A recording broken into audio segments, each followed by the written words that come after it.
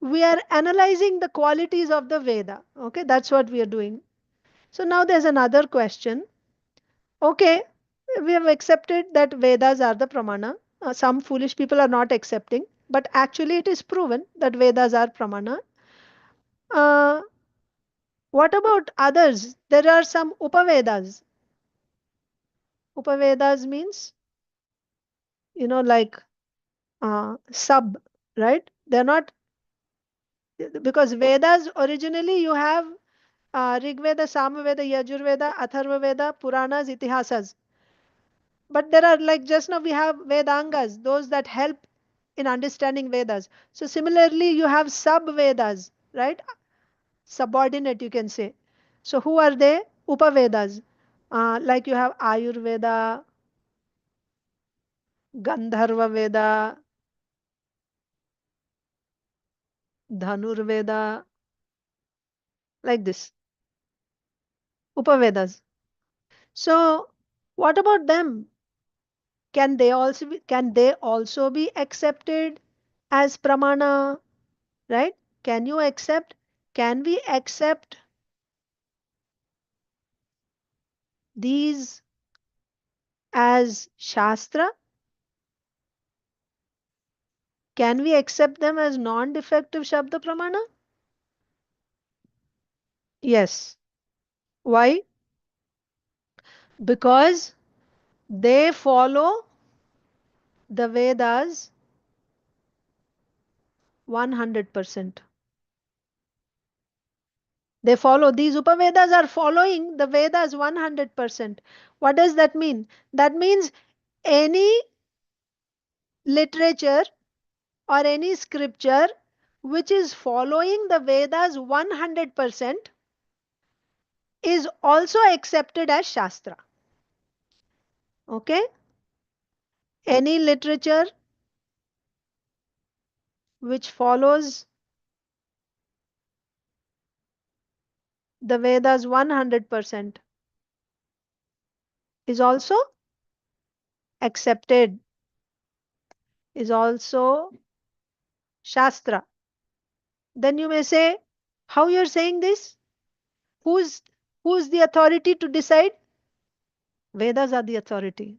Vedas are saying, Vedas are saying that any Shastra, any book, any literature which follows the Vedas 100%, you accept that also as Shastra. That means that also becomes your non-defective Shabda. You accept that also as your Pramana. If it is following 100% Vedas. Okay. So Upavedas are also Shastra. You can take them also as non-defective Shabda. What else? There's another question here. We say that Vedas are non-defective Shabda. Okay. What about the statements of Bhagavan? Okay. Okay, some questions. When we say the Vedas, that means it refers to the four Vedas. Shampriya Mataji is asking. Uh, yeah, actually there are five. There's four Vedas, then there's Puranas, Itihasas also. Together, they're all called Vedas. Okay. Um, so the next question is, okay, we said Vedas are the non-defective Shabda. That means they are the pramana. For Yathartha Jnanam, Vedas are the pramana. Which comes first? What do you say? Is Bhagavan's statement pramana or not? How many of you think the Lord's words are pramana? Or let's say, which Vatsala Mataji and Maithili Mataji. Okay. Uh, which one is authentic? What should we take? The Veda statement should be accepted as pramana, or the Lord's statement should be accepted as pramana? Which one takes precedence? Okay, Devahuti Mataji.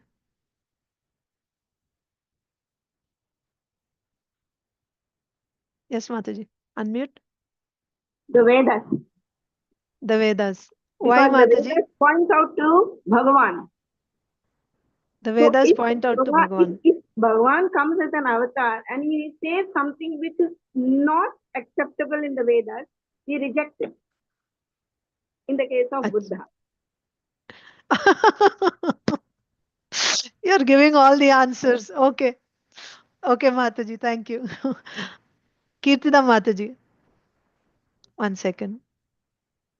Kirtida Mataji, you wanted to say the same thing or what? I don't see you. You'll have to raise your hand again. 1 second. Let me unmute you. Yes, Mataji. Unmute. Hare Krishna Mataji. But you just said the other Mataji was giving out the answers. I wanted to say whatever Bhagavan says is the ultimate, but you No, I because want to hear this. That's why I want to know. You said whatever Veda, Bhagavan says is ultimate. Yeah. yeah, because Vedas or whatever says, like when he was in the Mahabharata, and like we have heard whatever it is, but when Krishna says that is what is the truth. So Bhagavan, what he says is the truth. Yes, what Bhagavan says is the truth. Yes. Okay. Okay, I'll take others also. I'll just hear all the questions. I mean, all the answers. Okay. Tamil Selvi Mataji. Both are same, Mataji. It is the breath air of the Vedas are nothing but it's the breath air of the Bhagavan. That is his Shakti. So there is no difference between Shakti and Shaktiman. Acha, Yes, so, actually, I should have asked another question. I'll ask you only. Which one comes first, Mataji? Matlab, if you had the Vedas and you had Bhagavan's statement, which will both take are precedence? anadi. Both are anadi, you have told no. Both are anadi, huh? So you'll just take either one. What if there is a conflict between the two? Who should we take? Bhagavan.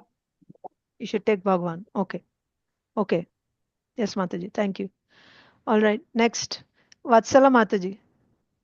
Unmute.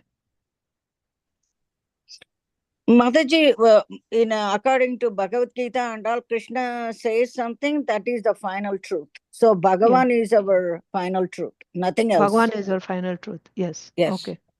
Okay, Mataji. Noted. Sita Mataji. Unmute, Mataji. Hey, Krishna Mataji. Yeah, I mean, in Bhagavad Gita 15:15, it says, right, that the dharma of the Veda is to lead you to Bhagavan, right? So, he says, by all the Vedas, I'm to be known, right? So, yeah, that's all I have to say. So you give me a conclusion. So Krishna is saying, by all the Vedas, I am to be known. So you should know which one comes first. You accept the statement of Vedas as your pramana, or you accept the Lord's word as your pramana? Veda is taking you to Bhagavan, right? Yeah. So then Bhagavan is the pramana, right? I mean, Veda is leading you up to Bhagavan, right? Which comes first? Who takes precedence is my question. I mean, if there was no Bhagavan, there is no Veda. Okay. Right? So it's all in, So you're saying Bhagavan? Absolutely. Okay. Noted. Thank you. All right. Next, Kamala Mataji. Kamala Raman Mataji. Thank you, Sita Mataji. Hare Krishna Mataji. Bhagavan is ultimate. And everything emanates from Bhagavan is ultimate. Everything emanates, everything emanates from him only. Okay. So whatever comes from him is transcendental knowledge. Just accept. Because he is all powerful, he's all absolute truth, he's absolute truth. And he says he is Rig Veda among all the Vedas. And so Bhagavan is the highest authority. So nothing beyond him. Everything is within him only. See, this Vedas also is within him. And from him only all these things come out. So he is the absolute truth. So anything that comes from Krishna is truth, nothing else. Okay. So we have to accept Krishna's words only. Thank you, Okay. Mataji. Hare Krishna. Thank you. Thank you. Thank you. Hare Krishna. Sheila Mataji. Unmute. Hare Krishna Mataji. No Bhagavan means no Vedas. So I feel Bhagavan is the predominant. Yes, he's the pramana. What Bhagavan says is the ultimate. Yes. Yes. Okay. Yes. Shampriya Mataji. Thank you, Mataji. Sheila Mataji. Unmute. Hare Krishna, Pranam Mataji. Pranam. I'm confused also, but because as you explained that Vedas are manifested from Krishna only, from Bhagavan only. So I think there is no difference between Vedas and Krishna. But still, as we see in Bhagavad Gita in the 7th chapter, Krishna says, Matta parataram nanyat kinchit asti dhananjaya, that there's no truth superior to me. So I think that the Bhagavan is the ultimate authority. Very good. Okay. Thank you. Thank you, Mataji. All right. Next, Meenakshi Mataji. Unmute. Hare Krishna Mataji, Pranams Mataji. Pranam Vedas comes from only Bhagavan. So Bhagavan is the supreme source for everything. So I conclude with the Bhagavan only, Mataji. Jai. From Okay. Bhagavan only 10th chapter he told about I am the Rikya Jur Sama Adharvan, that Vedas is the supreme for everything. So they all comes under him only.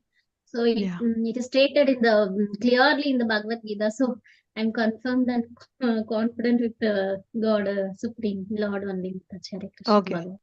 Okay, Mataji. Thank you. Yeah. Amal Sundari Mataji. Unmute, Mataji. Hare Krishna Mataji, done with Pranam.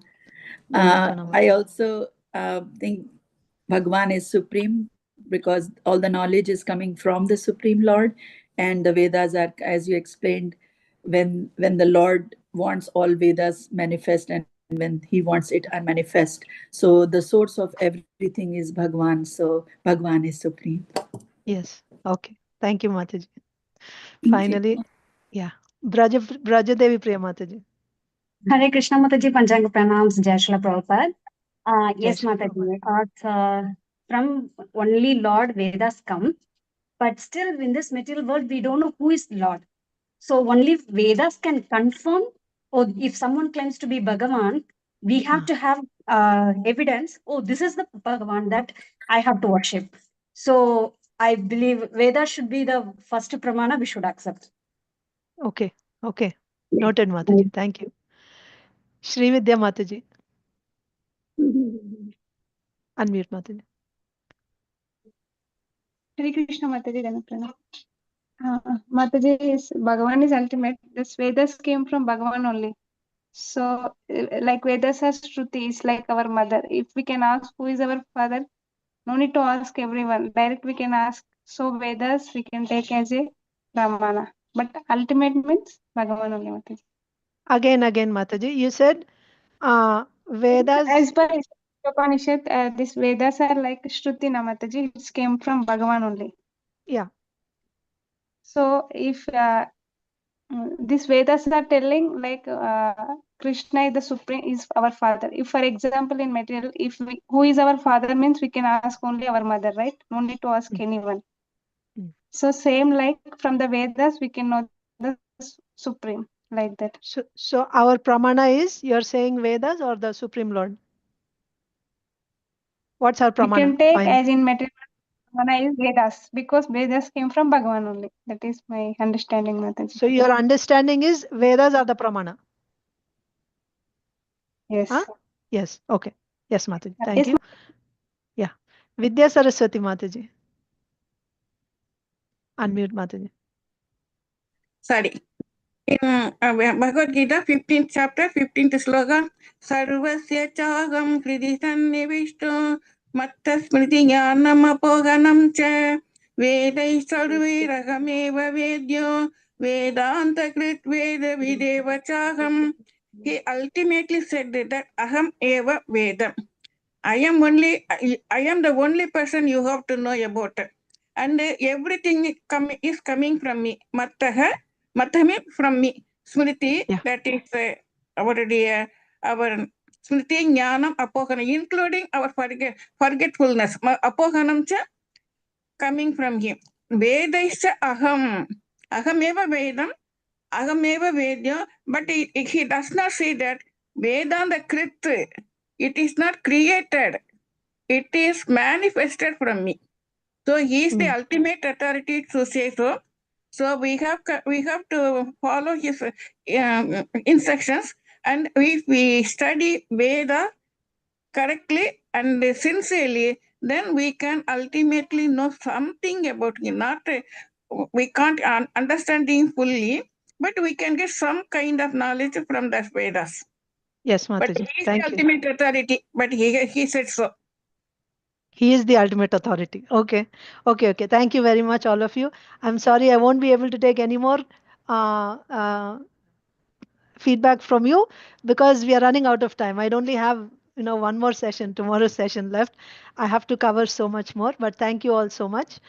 So I'll give you the answer now. Most of you said that Bhagavan is the ultimate authority. Bhagavan is the ultimate pramana. I'll tell you what is the pitfall there. If you accept Bhagavan, whatever Bhagavan says, if you say whatever Bhagavan says is the ultimate pramana, you know what will happen? That means you have not established who is Bhagavan, right? You have not established who is Bhagavan, and uh, you're saying whatever Bhagavan says is the ultimate pramana. Now, there will be so many gods coming up everywhere, right? Everyone will claim like there's one god in this community, one god there, man-made gods will come up, and then they will say whatever he is god, now whatever he says is the ultimate pramana. So in this way there won't be any it won't act as pramana anymore. So you cannot say that whatever God says is the ultimate pramana. Veda is the ultimate pramana. Why? Because like Brajadevi Priya Mataji said, and also Devahuti Mataji also said, Vedas are the ones that tell us who is Bhagavan. For us, the pramana is Veda. For us, pramana is not Bhagavan. Now, of course, many of you have quoted Bhagavad Gita and you said in Bhagavad Gita, Krishna says, I am this, I am that, and we accept Krishna as the authority. Why we are accepting Krishna as the authority? He's saying in Bhagavad Gita is also coming from Veda. It is Mahabharata. Mahabharata is in the Purana Itihasas, Panchama Veda, isn't it? So we accept, and when Veda establishes someone as Bhagavan, then we accept Bhagavan's statement. So who comes first? Veda comes first. Bhagavan does not come first. I'll give you another example. If you say that whatever Bhagavan says is the ultimate pramana, then let's take Lord Buddha's example. Buddha is Bhagavan or not? Buddha is Bhagavan. How do we know? Srimad Bhagavatam says, right? In the list of avatars of the Supreme Lord, there is also Buddha mentioned. So Buddha is an avatar of the Supreme Lord. So therefore we accept Buddha as Bhagavan. But what did Buddha say? Buddha said, reject Vedas. Right? He said, I don't accept your Vedas, reject Vedas. Now can we reject Vedas? Because Lord Buddha, who is Bhagavan, how we know he is Bhagavan? We know he is Bhagavan because this Veda is saying. Right? Srimad Bhagavatam. What is Srimad Bhagavatam?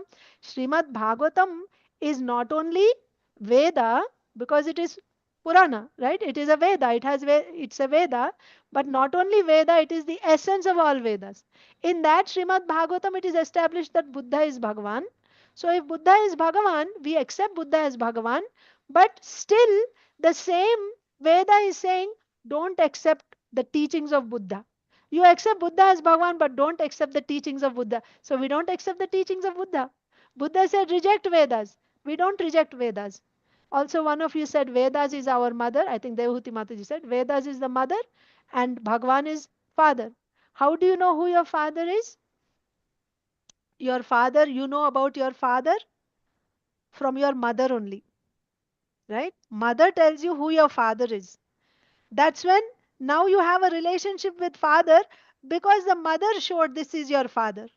Now, after you form your relationship with father, based on what your mother said, if the father says, reject your mother, will you reject your mother? Should you listen to your father or your mother? You should always listen to your mother. You should listen to the mother. The mother is the one who is indicating. And there's also one more example here. When Prithu Maharaj appeared, how did Prithu Maharaj appear? You all know. By churning the arms of Vena. Then Prithu Maharaj appeared. So when Prithu Maharaj appeared, Prithu Maharaj is avatar of the Lord. He is a Shakti-Avesh avatar of the Lord. So when Prithu Maharaj appeared, all the demigods came there, headed by Lord Brahma, and they didn't right away accept him as the Supreme Lord. They looked at all the symptoms. They looked at all the symptoms of Prithu Maharaj. Does he have the symptoms of Bhagavan? How do they know what the symptoms? They're given in the Vedas. What are the symptoms of Bhagavan are given in the Vedas? Based on those symptoms, when they confirmed, yes, this is Bhagavan, then they started glorifying, giving gifts and glorifying him as the Lord, Supreme Lord. So that is why for us always our non-defective Shabda is Veda, not the statement of Bhagavan. First Veda, based on Vedic statement, then we understand who is Bhagavan. After Veda confirms this is Bhagavan, and when Veda says yes, you accept whatever he says, then only you accept. Not that, if, for example, in Buddha's case, when Veda said don't accept, no, we don't accept Buddha's statements. Okay, and you may now also question then why Buddha said lies, right? If he's Bhagavan, does Bhagavan tell lies also? That's another question. Actually, Bhagavan is absolute truth. So absolute truth does not lie. And even if he lies, there is a higher purpose behind that. In the case of Buddha, why did he reject the Vedas? Because at that time, there were many atheistic Brahmanas. Atheistic Brahmana. Who is atheist? Atheist means one who does not accept the Vedas. Theist is one who follows the Vedas. Atheist is one who does not follow Vedas. One who follows Bhagavan is called Ishvara, Ishvaravadi. One who does not accept Bhagavan is called nirisvaravadi. So astika and nastika. Nastika means atheist. Atheist is not one who does not believe in God. One who does not believe in Vedas is called nastik or atheist. So at that time, there were such atheistic Brahmanas. There were Brahmanas in name, but they were not actually following Vedas. And they were performing animal sacrifices, killing big animals like cows and horses in the name of animal sacrifice. The purpose was, after that sacrifice, they can eat the meat. So in this way, they were killing. So to stop this Jiva Himsa, Lord Buddha said, reject the Vedas, because they are saying this is said in the Vedas, so we are killing, we are performing sacrifice. So Lord Buddha said, reject. So by rejecting the Vedas, that Jiva Himsa stopped. So for that purpose, he rejected at that time. But you cannot just reject the Vedas all the time. You need Vedas. Again, the Lord only appeared. Lord Shiva is a Gunavatar of the Supreme Lord. So Lord Shiva appeared in the form of Shankaracharya, once again established Vedas. And again, he established Vedas, but he brought the philosophy of nirisvaravadi. There's a purpose for that also, why he brought nirisvaravadi. There were many people who were envious of the Supreme Lord. To trap all of them, right, in the Mayavad philosophy and throw them out, right? So he used this nirisvaravadi philosophy as a net to trap them. So after him, again, the Lord's brother, right, expansion of the Lord, came as Ramanujacharya, Lakshman. He appeared as Ramanujacharya. And once again, now he established from nirisvaravadi, he established Saishvaravada. And finally, ultimately, Lord Chaitanya Mahaprabhu came. And Lord Chaitanya Mahaprabhu came and gave us the ultimate, complete philosophy about pure devotional service and the highest form of Bhagavan. This was given to us by Lord Chaitanya Mahaprabhu. So here the point is that our ultimate pramana is Veda, not the statement of the Lord. Also, why we accept Chaitanya Mahaprabhu as the Supreme Personality of Godhead? That's also based on scripture only. Srimad Bhagavatam says, right? Krishna Varnam Tusha Krishnam Sango Pangastra Parshadam Yagyai Sankirtana Praya Yajantihi Sumedasaha. This is a statement from Srimad Bhagavatam. Based on that only, Srimad Bhagavatam is the ripened fruit of all the Vedas. So based on that, we are accepting Sri Chaitanya Mahaprabhu as the Supreme Personality of Godhead. Not because he is saying, because the Vedas are saying. So that's the point, okay? So next, that's one section. Let's go to the next section.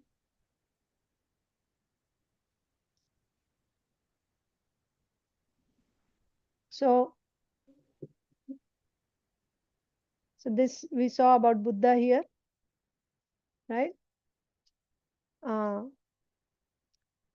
Statements of Bhagavan, no, that's not non-defective Shabda. For us, non-defective Shabda is Vedas. Vedas are our non-defective Shabda. If you have any discussions, we can have at the end of class, okay? Next point is, in the Vedas, sometimes we find recent incidents mentioned in the Vedas. So this is a, this is an objection. This is an objection by the opposite party. They will say, you are saying the Vedas are anadi, right? Vedas are anadi. Anadi means what? Beginningless. They are beginningless. We saw how the Vedas are not created at any point. They are there since anadi. But we are seeing descriptions of, the battle of Kurukshetra, for example. And we know that Kurukshetra is still there, right? These are recent activities. It happened 5,000 years ago. And also we see, there are Upanishads. Gopal Tapani Upanishad tells us about the pastimes of Krishna. Yes, Krishna's pastimes we see. And Krishna also appeared just 5,000 years ago. He was on this planet. He performed pastimes. And we see these in the Vedas. How are you saying that the Vedas are anadi? This is the next objection. If the Vedas are anadi, how are you finding, if the Vedas are anadi, beginningless, how are you finding recent activities in the Vedas? Quickly, I'll take one or two only. Does anyone want to say? How are we finding recent activities in the Vedas? Maybe I should just explain because we are running out of time. Urvashi Mataji.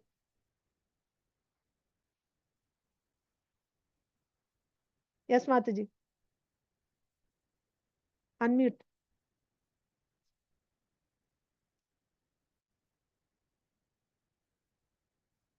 Okay. Not able to unmute. Devahuti Mataji. Hare Krishna Mataji. See, these incidents which are happening, that is the Mahabharatam or Ramayana, it's happening once. In every Chatur Yuga, they keep repeating. Okay. So? Hence, these characters are already there in the Vedas. They're already there. So if you find them in the Vedas, means it's not that it's happening once. It's happening again and again in a different way. Maybe there will be slight differences in the story of Ramayana, slight differences in the pastime. In one Chatur Yuga, he must have done one pastime. In another Chatur Yuga, he must have done another pastime. So these places. No, Mataji, but this happened recently, no? But this has happened earlier also. So it's already having Achha, mentioned in the Vedas. Acha. It's It happened already earlier happened. also. Maybe little here and there differences will be there in the Leelas, but places are all there. Bhagavan is there. His Parshad Okay. also will be there. Only the Jivatmas will change. Okay, Mataji. Thank Take you. the- Yeah. Rajadevi Priya Mataji. And then I'll take Tamil Selvi Mataji. Okay. Mataji, Brajadevi Mataji. Hari Om. Unmute Mataji. Hare Krishna Mataji. To develop faith in the Vedas, the recent incidents have been quoted. Otherwise, unless we know something has happened recently, we won't know, oh, this is telling that happened long back ago. How will I have faith in this? So only when recent incidents are quoted, then we will have faith, we will develop that faith. So But I'm talking from the Purva Pakshi's perspective. They will say that now this happened now. So you are saying Vedas are before. If they came before, they are giving later incidents. How they are giving later incidents if they are before? That means if they are giving recent information, means it's written by someone recent only. It's not there from before. These people are telling lies. Like that they will say. they can predict past, present, and future because they are Lord's energy. So like that you're saying. They can tell past, present, and future. So they know what's going to happen in future. Okay. Okay, Mataji. Next, Tamil Selvi Mataji. I won't take everyone. Okay. Sorry. Just one or two. Tamil Selvi Mataji. From Avatar Purusha. Avatars are coming, no? Yuga and Yuga. From them, it comes as a recent thing. Like Chaitanya Mahaprabhu, no? He has appeared 500 years back now. Yeah. So that's the question. From them. So it is similar to what Devahuti Mataji said. You're saying it is happening again and again, right? That's what you're saying. Yeah. Okay. Kusuma Mataji, what do you want to say?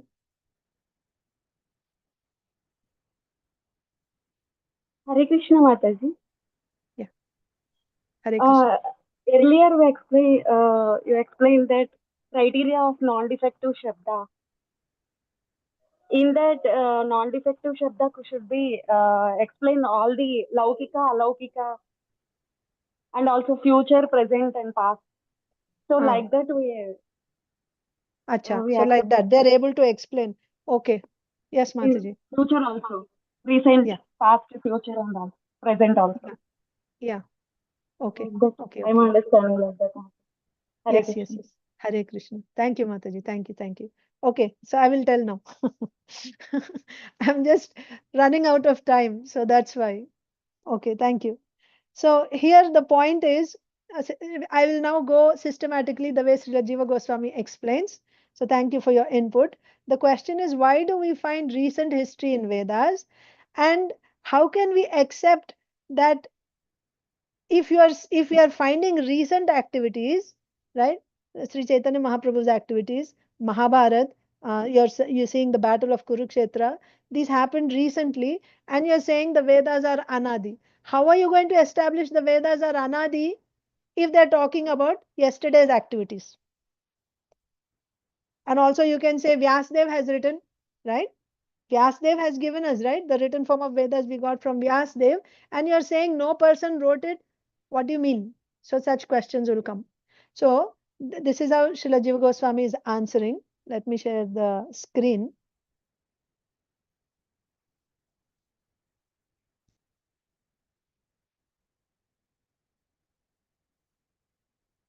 Okay. So first of all, yesterday we were discussing, if you remember, how the creation takes place. And we saw about the life of Brahmaji. Let me go back and see.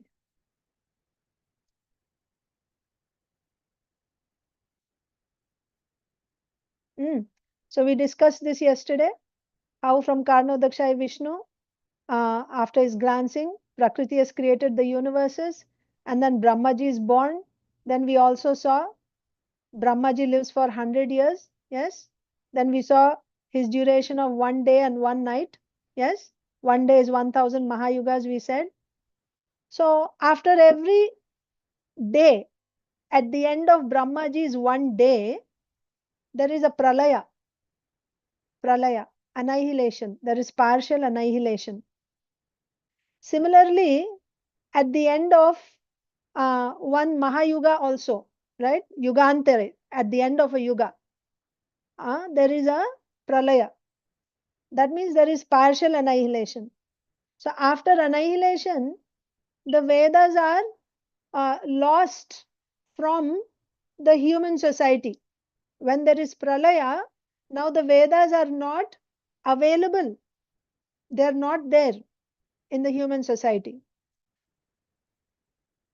When the next yuga starts after this pralaya, once again people need Vedas, isn't it? They need Vedas to do any type of activity. For guidance, they need this non-defective Shabda. How do they get Vedas? So it is explained that Lord Brahma instructs the rishis to perform tapasya. By performance of tapasya, when these rishis are purified, they are able to access the Vedas. So the Vedas are already there. They are already there in the form of Shabda. Yes, they are there in the form of Shabda, but they are not available to people at all times. Those who are liberated, those who are advanced souls, they are able to access the Vedas. How they are able to access the Vedas? When they are instructed by Guru, when they are instructed by Lord Brahma, and then by following the instructions, by performing tapasya, they are able to access the Vedas. That means these Vedas enter into the hearts of these rishis. And these rishis now give those Vedas to their disciples, and in that way they are passed down in parampara. So, sakale neha mahata yogo nashtah parantapa. Krishna says in Bhagavad Gita 4th chapter. In due course of time, this knowledge is lost. How is it revived once again? It is revived like this. By following, so Lord Brahma is instructing the rishis, and the rishis are performing tapasya. By performing tapasya, they are able to once again access the Vedas, and in this way, the Vedas are being once again they are brought back into the human society. So this shows that the Vedas are anadi. It is not that they are created by some rishis. The rishis are not writing the Vedas and giving us the Vedas. The Vedas are eternally there. They are there in the form of Shabda.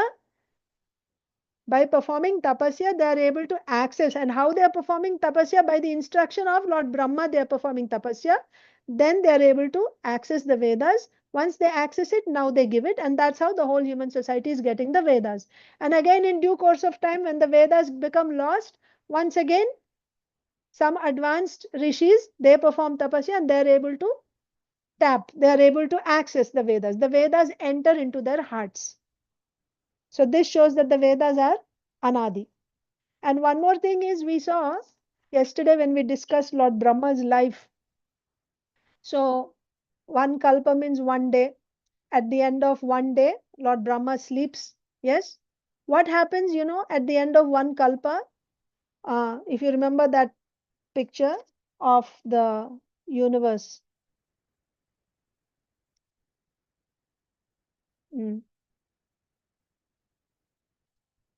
So this is the Virat, the universal form, right? So at the end of Brahmaji's one day, all the planets, lower planets up to Swarga, from here, from lower planets up to Swarga, they're all subjected to severe, they're all burnt by fire. And then all the bodies are burnt. Okay, all living beings are burnt. Only the higher planets, Maharloka, Janaloka, Tapaloka, Satyaloka, they remain. But even these Maharloka residents, because of the severe heat, they are not able to stay there. So they move to the higher planet. They go to Janaloka. So ultimately there is people staying only in Satyaloka, Tapoloka and Janaloka after Pralaya. When there is Pralaya, which is the night of Brahma, all the lower planets are, all the inhabitants in the lower planets are completely destroyed. The people are destroyed there. And all those living entities, the Jivatmas, they all go into Brahma. And they reside in Brahma while Brahmaji is sleeping. And meanwhile, the residents of Tapoloka, Janaloka, they continue in their tapasya. They are not affected. They are not engaging in sense gratification. They are not affected by this pralaya. They just continue. But Lord Brahma, with all these conditioned living entities, right, covered by avidya, he is resting for his one night, which is the length of one kalpa. And again the next day morning, Brahmaji has to create. Yes, he has to create the next day morning. How does he create the next day morning? Same way. Once again, the rishis, they are all coming there, right? So he will instruct them the way I told you. At the end of yuga or at the end of kalpa, he tells them how they should perform tapasya and access the Vedas. And that's how once again the Vedas are brought into society and continue, creation continues. So in this way, Brahmaji continues day after day, year after year. What happens after his 100 years? After 100 years of Brahmaji are completed, now Brahmaji, there is annihilation, total annihilation. Brahmaji's 100 years are completed means there's total annihilation. Reverse creation takes place. Annihilation means.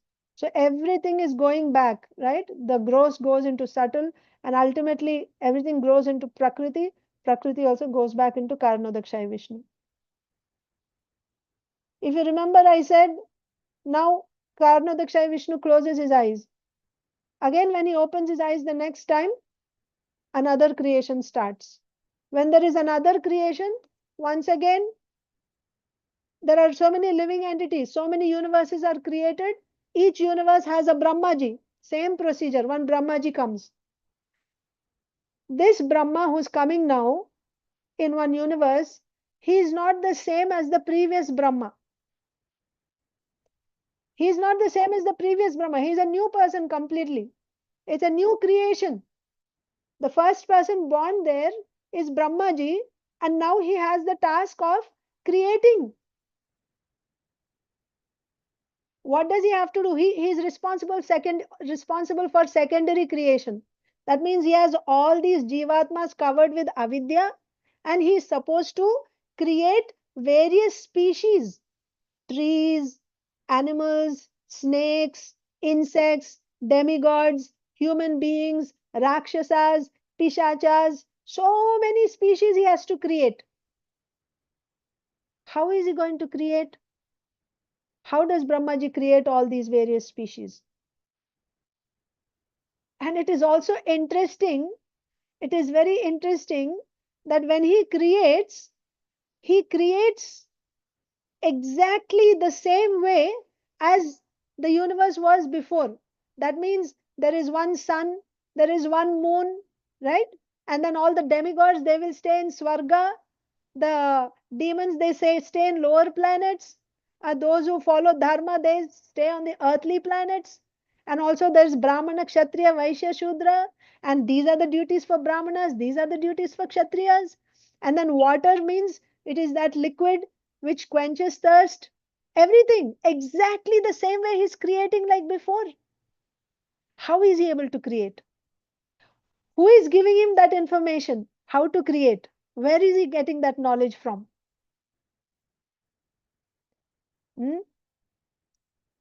So the way Brahmaji creates is, that is also explained. For us, everything, whatever we are discussing, the source is Vedas. Vedas are only saying. How Brahmaji creates is also explained in the Vedas. What does Brahmaji do? Brahmaji says, he takes, there are words in the Vedas. If you remember, when we were discussing Shabda Pramanam, I told you, Shabda Pramanam means a sentence. sentence which is consisting of words. These words have the potency to indicate an object. Remember? Words have the potency to indicate an object.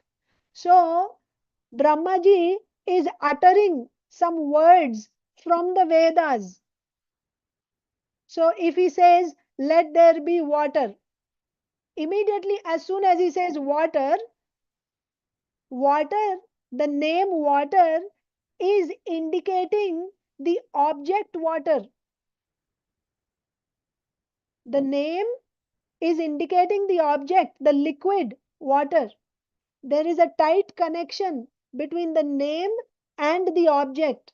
There is an eternal relationship between the word and the object. That cannot be changed. Where are these words now?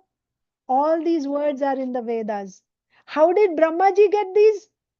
How did Brahmaji get this knowledge of the Vedas? Tene Brahma Hridaya Adi Kavaye Muhyanti Yatsu. So, Tene Brahma Hridaya Adi Kavaye. Janmadyasya Yatonvayad. Right? Tene means expanded. This knowledge, this Brahma means the Vedas. They were expanded into the heart of Brahmaji. By whom? By Bhagavan. You can take either Krishna. Krishna gives that knowledge to Brahmaji within his heart, or you can take Garbhodakashayi Vishnu, who is an expansion of Krishna. Garbhodakashayi Vishnu is giving this Vedas into the heart of Brahmaji. And that's when Brahmaji, when he receives this Vedas, the knowledge of the Veda, he receives the Vedas. Now he utters the words that are there in the Vedas. And by that utterance, now he is creating all various species. Otherwise, how does he know? Right? This living entity has this karma, this, according to his karma, this person should take birth as this species of tree. How does he know that this tree, the name this tree means it should have these qualities, and according to karma, this person should get this body which has these qualities? How does he know all this? It is there in the Vedas. By uttering that word, he says, let there be tree, means immediately trees are formed there. Trees are created. Let there be Gandharvas, then Gandharvas are created. Let there be Pitra Devatas, right? How he's saying? He's uttering mantras from Vedas. He's uttering the mantras from Vedas. And those mantras are words, made of words, which have potency. By that potency, there is creation. By the utterance of mantras from Vedas, there is creation. And when there is creation, after they are created, now he is giving them the name also. So first he will create by uttering the mantra. So he will say, like for human beings, right? You become, let there be human beings. There's a mantra recited. When he says that mantra, human beings appear. And then he will say, your name is Manushya, you are human beings. Similarly, he will utter another mantra and then Pitra Devatas, they appear. And then he says, you are Pitra Devatas, like that. So he is creating by chanting mantras from Vedas, and after creating them, he is giving them the name also. There is also some creations which are done by the Lord. Garbhodakashayi Vishnu creates, not by Brahma. For example, when Virat Purusha appeared, all the various planetary systems that are there, the 14 planetary systems, they are created before Brahmaji itself. They are there already in Virat Purusha. But the names are given by Brahmaji. So when he sees Bhumi, he gives the name. You are Bhumi. He will name. That which is not created by Brahma also is named by him. How is he naming? That is also he is taking from Vedas. So this tells us that whatever you see in this entire creation, there is no object, nothing in this entire creation which is not known to the Vedas. Because all creation is happening from the Vedas only. By uttering the words in the Vedas, Brahmaji is creating. Is there anything possible within this creation which is not known to the Vedas then? No, it's not possible. It is not possible. Whatever there is coming from the Vedas.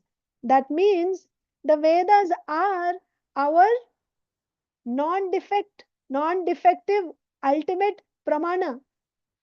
The Vedas can correct even the pratyaksha anumana pramanas when they are giving ayathartha jnanam, because pratyaksha anumana pramana means what? Using your senses, using your intelligence, your mind, you are trying to understand how the world is functioning, isn't it? You're trying to do some research and find out about things within this universe. But can you claim to know that you know everything within this universe? Your intelligence is so small. Just a small portion of the intelligence of from Virata Purusha is given to you based on your karma. And what to speak of knowing about alaukika vastu, beyond the material faculties? How are you going to understand with pratyaksha anumana pramana? Impossible. But the Vedas are not only giving you everything that is there within the creation is coming from the Vedas. It is coming from the Vedas. That means based on the words in the Vedas, based on the utterance of the words in the Vedas, the whole universe is created, or everything is created by Lord Brahma here. Then there is nothing that the Vedas don't know. Besides, the Vedas are also giving you knowledge about outside this universe, about Vaikuntha, about Golok Vrindavan. All that knowledge is coming from Vedas. So who should be our non-defective Shabda? Right? The Vedas are certainly able to correct pratyaksha anumana pramanas because their knowledge is limited, first of all, and also it is subject to defects. Whenever they give ayathartha jnanam, Vedas can correct. Then another point is the Vedas, the authority of the Vedas is nirisvaravadi. Nairapeksyam means Vedas don't need the validation of other pramanas. Now, pratyaksha anumana pramanas need the validation of Vedas. Do Vedas need the validation of pratyaksha anumana pramanas? When Vedas make a statement,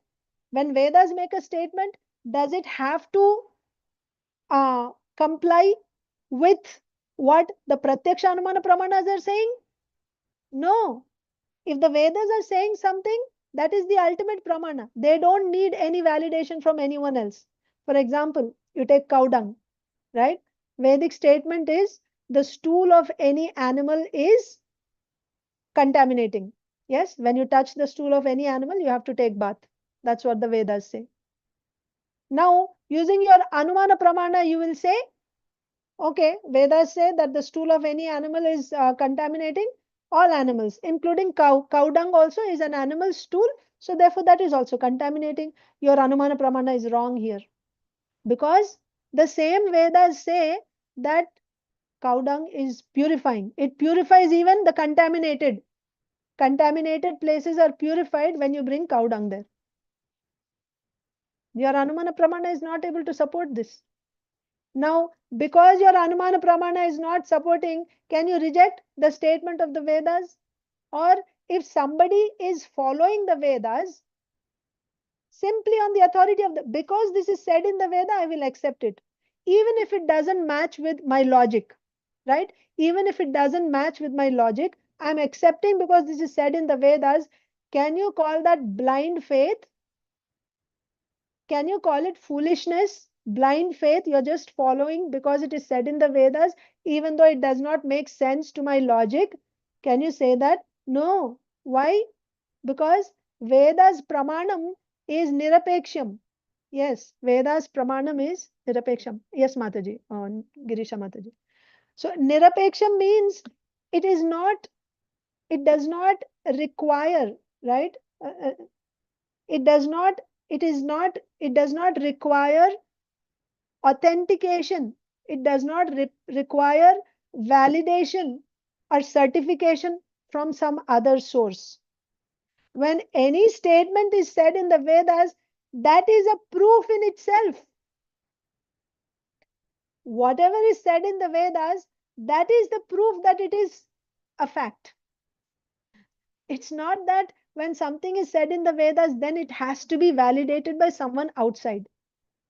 So to explain that, this example of cow dung is given, that Veda statement is that stool of all animals is impure. But same Vedas are saying cow dung is pure. So if you say that everything that is said in the Vedas must actually match with my logic, it should, my Anumana Pramana should be able to support it. That's when we can accept it. If you think like that, then what does your Anumana Pramana say? Anumana means logic. What does your logic say? Vedas said all animal stool is impure. Cow is also an animal. So cow stool must also be impure. How Vedas are saying cow stool is pure? Reject it. I won't accept it. If you say like that, you cannot say that. That's the point. Now you want to test it. You can test it. Yes. Accept what Veda is saying and then you test it. How will you test it? So, so you can, the stool of other animals is impure. You try. It is also said that if you eat, you can eat cow dung. Recently we had Bhishma Panchaka, right? You can eat cow dung, you can take cow urine, right? The Panchagavya is pure. This is said in the Vedas. Cow dung, cow urine, cow milk, yogurt, ghee, these are very pure. When you consume them, you are actually purified. And it improves your health also. It improves your health also. So now you say, I don't accept this. This is stool of animal. Stool of animal is, impure and it causes diseases. Yes, other animals' stool causes diseases. You can try it yourself. Eat some other animal's stool and you will see you'll become sick. And if you eat cow dung, you will see whatever diseases you have, all those diseases will be gone. So you can test yourself and see. But if somebody doesn't says that I don't need to test, this is said in Vedas, I will accept it. Very good. That's the best. You don't need to test it. That's what it means. Nairapeksyam means it doesn't need to be tested. It's already tested. It's proven. It's proven. You don't need to test it. It is the ultimate, uh, uh, ultimate authority, ultimate pramanam. Whatever is said is ultimate. You don't need to test it. Is that clear, Girisha Mataji? I hope it is. Okay. Again, I was still, thank you. Now we're still here. Our question still remains. What was our question? That we find recent incidents. That's where we started, right? We find recent incidents in Vedas. And you're saying Vedas are anadi. Oh, so if you're saying Vedas are anadi, we are finding recent incidents in the Vedas. So what is our understanding? Our understanding says that generally, what do you find in books? When someone does something, some research or something, then they write it down, isn't it? And then it's recorded. So we find in the Vedas records of recent activities. That means someone recent must have written them. How you're saying the Vedas are there since anadi? You're bluffing, you're lying. Like this, people will object about Vedas. So for that, I gave you these, Srila Jiva Goswami gives these examples or whatever we have discussed about how the Vedas are entering the Rishis' hearts to prove that Vedas are actually anadi, right? They are entering the Rishis' hearts, and also how Brahmaji has created everything by uttering the words of the Vedas. What does that tell you? That means Vedas were before, creation happened later. Vedas existed before, creation happened later. Based on Vedas, only creation has happened.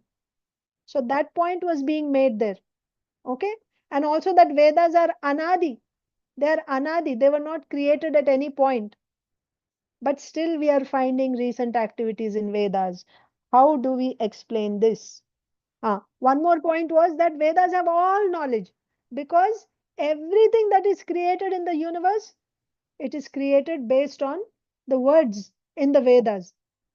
The word is indicating the object. All these objects are coming by uttering those words. All those words are in the Vedas. That means Vedas know everything within this universe. So in this way, so far we have established the position of the Vedas. But still the question remains, then why are we seeing the recent activities in the Vedas? So one point is we are seeing these in the form of, in the Vedas you see conversations between two people. For example, Srimad Bhagavatam, you see conversation between Suta Goswami and Shaunaka Adi Rishis. Sukadev Goswami, Parikshit Maharaj. Mahabharata is also conversation, right? Vaishampayan Muni and Janmejaya. So we are seeing this conversation of recent people in the Vedas. What does this mean? So here the answer is why the scriptures, Vedas, in Vedas we find conversations. Why is the knowledge given in the form of conversation between two people? The reason is that when knowledge is given in the form of conversation between two people, it is easily understandable. Instead of telling you like a paragraph, right? If it is said in the form of conversation between two people, it becomes very interesting, and also the message is easily grasped. So this is actually the genius, right, of the way how to give us that knowledge in an easily understandable way. That is why we find knowledge in the Vedas in the form of conversation between people, two persons. So then why we see recent incidents? So this is explained in this way. Like some of you have explained it. See, Vedas are anadi and the topics are there in the Vedas. I may go, I don't know. Should I go over time or stop here? I'll ask Prabhuji. Venugopal Prabhu, please. Should I end here? Why overtime? Okay, I'll stop. But you Yes. have to conclude this. Prabhuji? Okay, it's over for you. Or you want to No. conclude? I thought I will complete this part about why we Just find give one more recent. point, Mataji. So, because of they write the compilations. Actually, they write after we think that because of we general practice is by seeing recent incidents, and we generally find the writing of things. But actually, it is not like that. Incidents are, all the roles are explained first. And that's last one point. Okay, Understand? 1 point. I'll say 1 point. Okay, so see, what we see in this world, I already mentioned this just 2 minutes ago also. Our experience in this world is, let's say, take a newspaper or a magazine, right? How do you get news? Some incident happens, and after the incident is happened, then it is recorded, isn't it? First, the incident happens, and then it is recorded, and that's how you get information. So we think that the recent activities have happened means after the incident has happened, someone has written. But it's not like that in the Vedas. The the incidents are already there in the Vedas in the form of a script. So the way you should understand is like when there is a drama. When there is a drama, first the script is made. Based on the script, then the characters, various roles are selected. People are selected who will play those characters. And then they enact that script. Similarly, the script is already there in the Vedas. Script for Mahabharata is there, script for Ramayana is there, everything, right? Whatever is there in the Vedas, the script is already there.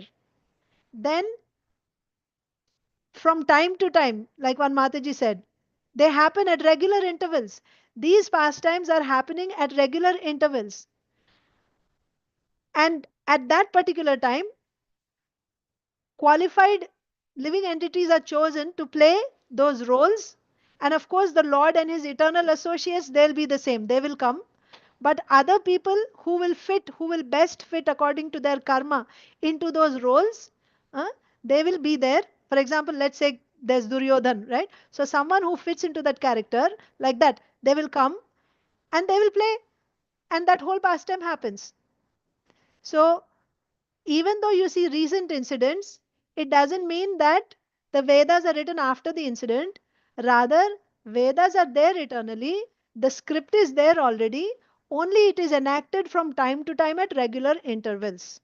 That is the point. And because I'm running out of time, my mind is also not working so well. I'm not able to recollect properly. I will stop here and uh, we will continue tomorrow. My target is to complete by tomorrow. Let us see. I will try. So that's the end of today's class. And if anyone wants to leave, you can leave. You will get your attendance for today. And we will have question answer session now. If you want to stay for question and answers, you're welcome. Hare Krishna. Yes, Bhavna Mataji. Hare Krishna, everyone. So, Mataji, I just wanted to add the point that Vedas are not only telling about the recent incidents, they're also giving indications of some of the future incidents. So, if somebody questions, we can say, if your lifespan is that long, you may observe so and so thing happening, which is also mentioned in the Veda. So, Vedas are anadi, and it is not only jotting down the recent incidents. They're not saying only recent, but future incidents are also are there, you're saying. But then the problem there will be, that's true, what you said is true, but they will say future kisne dekha hai. They can come up with that, right? So, but of course it's true. The Vedas are already giving future they're giving all past, present, future. Everything is there in the Vedas. Prabhuji, you want to add something to that? No, her observation, her point is valid point.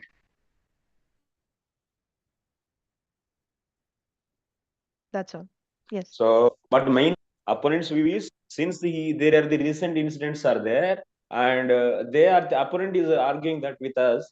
So recent incidents, why they are there? That means general practice of ours is we see the incidents and we write it. So regularly in the newspaper, also news reporters, they see the incidents and they write it. And also in the practical life, also we like the stories, like various history. So recently it happened and that is written. So that is the based upon that he is saying. So since Vedas also is having recent incidents and covered recent incidents, oh, that means like in the general practice we see the after happening incident, the things are written. Similarly, Vedas also might have been written. So after seeing these incidents, which are recently Kurukshetra happened. So like that, Puru Pakshi is putting a point that, oh, these are recent incidents it is possessing. So that means it is a recent book only. How can you say it is anadi, and how can you say it is the having the characteristic to be a non-defective sabda? It should be anadi. It should be not created by anyone. So how can you say like that? They are raising the question. So now we are saying that, so all these incidents are actually are not like after the happening incident it is not recorded, but it is always there, and based upon those script only the whole characters will come and take that roles and they perform. Okay. Yeah. Okay. Thank you. Hare Krishna Prabhuji. Mataji is saying, Shampriya Mataji is asking, can you please explain Kutarka, Karkasha and Mudas? Yeah, Kutarka and Karkasha means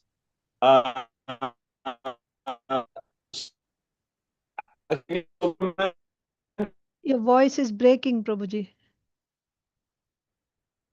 1 second, I'll come to my. Your kitchen doesn't have signals. So it's okay now? Yes. Here their Kutarka and also Mudaha, these people will not accept Vedas as non-defective Shabda. Why they don't accept? Because of their bad logic and bad intentions and foolish people.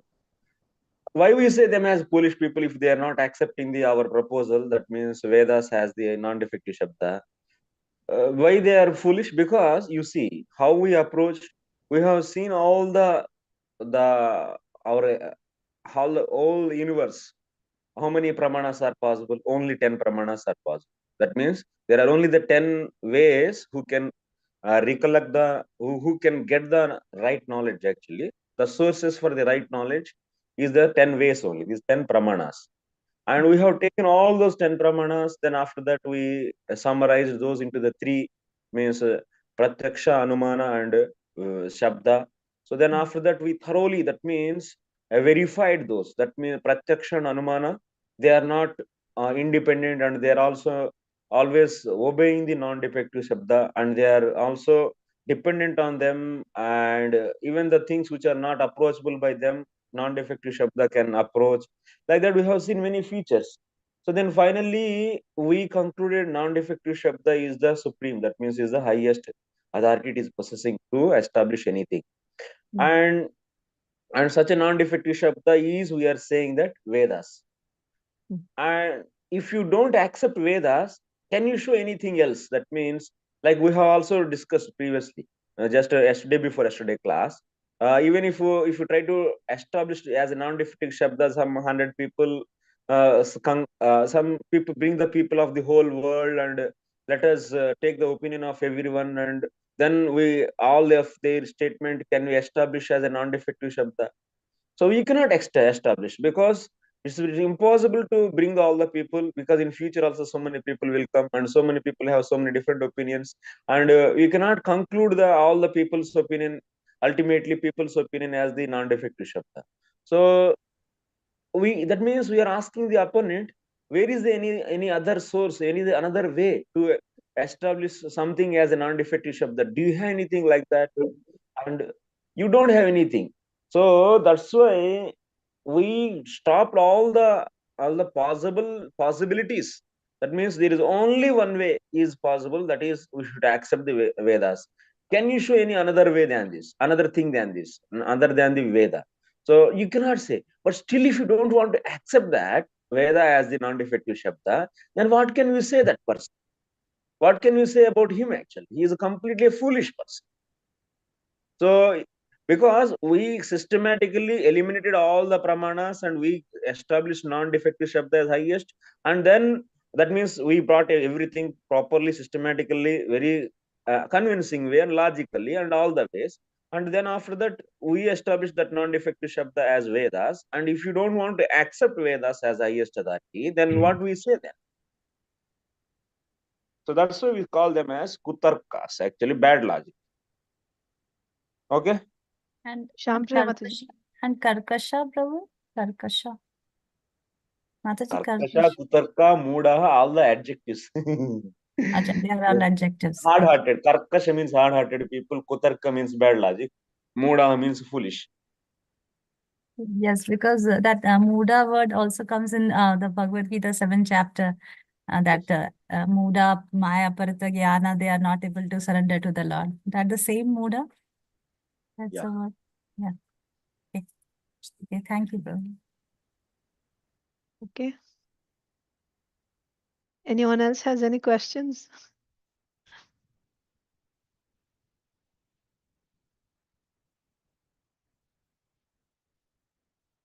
No questions? Mamata Mataji, go ahead. Hare Krishna Mataji, Dandat Pranam. Mataji, I understood from your class that Vedas are manifested. Then why we are telling no, Lord Vyasadeva has written them and all? Vedas are manifested. Why we are saying that Vyasadeva has given a written form. He has given a written form. Vedas are always there, Mataji. We said Vedas are there in the form of Shabda, and also how the rishis are accessing the Vedas within their heart. And previous to Kali Yuga, they were transmitted from Guru to disciple through words, like the Guru would speak and the disciple would receive like that. What Vyasadeva did was, Vyasadeva actually seeing the deplorable condition of the people of Kali Yuga, seeing that their memories are so poor, they don't have the capacity. So but still out of compassion, he wanted to give them. So he divided the one Veda into 5 parts, and he saw that they cannot handle the whole Veda. It's not possible for them to, grasp. So he divided and he gave one section to each person, disciple, and told them to now you continue. You give it to your disciples, and in this way, this knowledge will be disseminated. So that's what Vyasadeva did. He gave the written form. It doesn't mean that he created the Vedas. The Vedas are already there from before. Is that And okay? yes, Mataji. And I have one more query, Mataji, on the same line. Like we say, like no, when Mahavishnu inhales, all the Vedas will be in like no going with towards him. Yeah. So like Karanodakshaya Vishnu. yeah. Karanodakshaya Vishnu. Yeah, Mahavishnu. Yeah. Mataji, then like every time like he exhales and that Veda will be manifested. Every time it will be similar, same only. Like I mean, like it is Yeah. same concept. At the level of Karanodakshaya Vishnu, yes, the Veda is coming out. But now when so many universes are formed, there are bigger universes, smaller universes. There are Brahmajis. Depending on the size of the universe, there'll be, the complexity is more. There are so many more living entities. So, depending on the need of the universe, the Veda will also be different. For a smaller universe, so much is not required. So, Brahmaji will receive only as much as is needed for him to perform his function in that universe. And then in another universe, that Brahmaji will receive only that much of the Veda as required for him to carry out, to run his particular universe. But from Karanodakshaya Vishnu, when Vedas are coming, yeah, Vedas are coming. Vyasadeva has the entirety, the whole Vedas he has, because Vyasadeva is actually, he is an avatar of the Supreme Lord. So he has the entirety of Vedas. Thank you, Mataji. Okay? Thank you very much. Yeah. Hare Krishna. Hare Krishna, Mataji. Yeah. Vatsala Mataji. Mataji, thank you, Mataji. I have a question regarding the jivas. Jivas are the energy of Jivatma, energy of Krishna. Yeah. And we already established we are not this body, we are spirit soul. So when we say we are eternal, are we talking about the super soul? I mean, our soul, the Atma lives forever and ever. I have a confusion. Yeah. Jivatma is eternal. Jivatma was never born and it will never die. Just like the Lord is eternal, the Jivatma is also eternal. Anadi. There is no beginning date. And there is no Ananta also, no ending date also, like that. But we are not similar to Brahmaji or any other. We are completely different. I mean, we are in the lower orbit, lower than any other. Brahmaji is also a Jivatma, like you and me, but he is very, very advanced, right? So, for example, who becomes a Brahmaji? Somebody who has performed his duties, Varnashrama Dharma, perfectly for 100 lifetimes. That means so much pious credit he has, so advanced he is, right? Such a person will take the position of Brahmaji. But Brahmaji, that is his post. He is also a Jivatma. You are a Jivatma, he is a Jivatma. But according to his karma, now he has become Brahmaji. Just like there are so many citizens, one citizen becomes the president of the country according to his qualification. Like that. But all are citizens only. Like that. We are all Jivatmas. Brahmaji is also Jivatma. Mataji, I have another question. If we do a lot of punya karma, and if we have accumulated like a lot of punyas, so do we have the right to go to Krishna Lok, Goloka Vrindavan or Vaikuntha, and then we don't fall back, right? We never come out of Vaikuntha Loka once we have accumulated all the pious activities. First of all, you don't go by doing punya karma, you don't go to, Vaikuntha Loka or to Goloka. No. Punya karma will take you to higher planets within this universe. You go to Swarga. And there you spend all your punya karma, and then after when you enjoy your spending, your pious credits, then when they are finished, you come back to this earth planet. Kshine punye martya lokam vishanti. So punya karma does not take you to Vaikuntha. So what takes us to Vaikuntha? I mean, the Bhakti, Shuddha Bhakti is the one which will take us. And it may take years and years. We may not go back to Godhead in this lifetime, right? Even though we are chanting, doing all kinds of things, we think we are doing the appropriate things. We may not. We are still involved with all our likes and dislikes and all that. So we may not go back to Vaikuntha or any other loka in this lifetime. So even the Swarga loka, we spend there some time and we come down. Yes, we come down. So there's no point in going to Swargaloka. You go and you come back, and again, you're still here, right? Wherever you were, your same place. Instead of that, if you endeavor to do bhakti, Shuddha Bhakti, at least you are on the path. So even if you have to come back in the next lifetime, you have made some advancement. But if you go to Swarga, you're there only. You come back again to the same old place. So it's better to start your bhakti, and then for you to do bhakti properly, as you said, you should first know how to do, right? We are doing so many things, but is that bhakti or not? So first understand what is Shuddha Bhakti, right? What is Shuddha Bhakti? Anyabhilashita shunyam jnana karma dhyanavritam anukulyana krishnanushilanam. That is Shuddha Bhakti. Then how can I get Shuddha Bhakti? Now, someone who is surrendered to Krishna, he can do Shuddha Bhakti. How can I surrender to to the Supreme Lord? How can I surrender to Krishna? I still have, as you said, I have so many attachments and all that.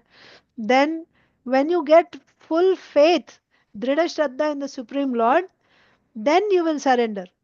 Getting full faith means when you get full faith that I am a Jivatma. Jivatma is a servant of the Supreme Lord. That is the constitutional position of the living entity.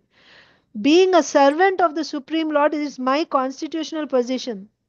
Being, a mother, or being an American, or being whatever else, all other things, liking this, not liking this is not my constitutional position. This is all related to the body, subtle body, gross body. But who am I? I am a part and parcel of the Supreme Lord, and my nature, my constitutional position is to serve the Supreme Lord. So, when we get Dhrida Shraddha, that being a servant of being a Jivatma, my duty is to render devotional service to the Lord. When we get full faith in that, then we will surrender to the Lord. And when we surrender to the Lord, then we will begin pure devotional service. When we do pure devotional service, ultimately when we get love of Krishna, Krishna Prema, then we will go to Krishna Loka. So this may take several lifetimes, as you said, it may take, but it's not necessary. It all depends on how seriously you take to the process. How seriously you take to the first, understand what the process is, and then you apply it, right? Of course, all this requires the mercy. First of all, where we need the mercy, we need the association of devotees, serious devotees, pure devotees. And in that association, what is this called? Shastra Pramanam. For us, what is right, what is not, we know that from Shastra only. And in Shastras also, we are interested in Bhakti Shastras. The ultimate pramana is Srimad Bhagavatam. So, hearing from Srimad Bhagavatam, from Bhagavad Gita, in the association of devotees, again and again and again, by that we will develop our Shraddha. By that we will develop our Shraddha. But meanwhile, I still have my attachments in this world, right? So then I have to do some karma. I will be doing some karma. What should I do? You should do karma also, you should do that which is prescribed by Shastra. You should not do karma which is not prescribed by Shastra. Whatever means of livelihood I am adopting, whatever lifestyle I am living, that must also be according to Shastra, because if you live like that, that life will bring you to the mode of goodness. Mode of goodness is conducive. It is conducive to performing devotional service. Then, in that association, if you're living a lifestyle according to the way the Shastras are giving, and living that lifestyle in the association of devotees, hearing from Bhagavad Gita, Srimad Bhagavatam, this will actually speed up. It will speed up our process of developing Shraddha. And then, by developing Shraddha, we can surrender to the Lord. Then we can begin pure devotional service. And then we can progress, right? Once Anartha Nivritti is done, then very quickly one progresses. And then you can go back to Goloka. Mataji, by learning this, taking these classes, okay, what am I going to do? So this will improve my bhakti, right? That's why I'm taking this course, listening to all this. Yes, yes. So one thing is this, listening to this course is also bhakti in itself. The means and the end is the same. So you're listening here. What are you listening? You're listening to the writings of Srila Jiva Goswami. Srila Jiva Goswami is a direct associate of Sri Chaitanya Mahaprabhu. He is our Acharya, and this is a Bhakti Shastra. He is explaining these sandarbhas are nothing but they are a guide to Srimad Bhagavatam. Srimad Bhagavatam is the ultimate pramana. It is the highest. Srimad Bhagavatam is actually Krishna himself. So when you are hearing to this class, actually you are engaged in devotional service while you are hearing to this class. Plus, you are also developing your Shraddha by hearing, because you are learning so many things which will help you to improve your bhakti. So it is a plus, two-way. It is beneficial. Thank you very much, Mataji, and Prabhuji also. I want to thank both of you. I thank Krishna for putting me in this class, giving me some kind of motive, enthusiasm to join. And you were very patient. Thank you very much, Mataji, explaining all the details. Thank you. Appreciate Thank you, that. Krishna Mataji. Thank you. Okay. Any other questions, comments? Kusuma Mataji. Hare Krishna, Mataji. Yes, Mataji. Hare Krishna. Mataji, please accept my question in Telugu. Okay. I will translate for the others. Okay. Go ahead, Mataji. Okay. Mataji, me class నాకు I think నేను బాగా అర్థం అవుతుంది అని నాకు అనిపిస్తుంది Mataji. But I have some questions. Confusing Mataji. ఇప్పుడు మీరు చెప్పారు సుప్రీం లార్డ్ నుంచి మనం లివింగ్ ఎంటిటీస్ అవిద్య అండ్ కర్మతో వచ్చారు అని. బట్ నా క్లాసెస్ లో నేను విన్నాను వీ వాంట్ ప్రొప్రైటర్షిప్. దెన్ అందుకే మనం ఈ ప్రకృతిలోకి పంపించబడ్డాము అని చెప్పారు మాతాజీ. దీంట్లో ఏది కరెక్ట్ మాతాజీ? ఇదే కరెక్ట్. అందుకే మనం ప్రొప్రైటర్షిప్ కావాలి అనుకున్నాం కాబట్టి కృష్ణ ఈ ప్రకృతిని, భౌతిక ప్రకృతిని సృష్టించి మనల్ని ఇక్కడికి పంపించారు. సో ఈ వేదాలని యూజ్ చేసుకొని మనం ఆయన్ని మనకి భగవంతుడికి ఉన్న రిలేషన్ తెలుసుకొని we have to go back అని చెప్పారు Mataji. So Bhagavad Gita 13th chapter 20th verse లో మాతాజీ అక్కడ జీవాత్మ గురించి చెప్తారు. అనాది అని చెప్తారు అనమాట. అనాది అంటే ఆది లేదు అని అర్థము. సో జీవాత్మ అండ్ ఈ మెటీరియల్ నేచర్ అండ్ వీళ్ళిద్దరు రిలేషన్షిప్, జీవాత్మ అండ్ ఈ బహిరంగ శక్తి, వీళ్ళిద్దరు. Sorry, I'm speaking in Telugu. Sorry. I will explain in English. Okay. So Mataji's question is that చెప్తాను ఒక నిమిషం. Mataji's question is that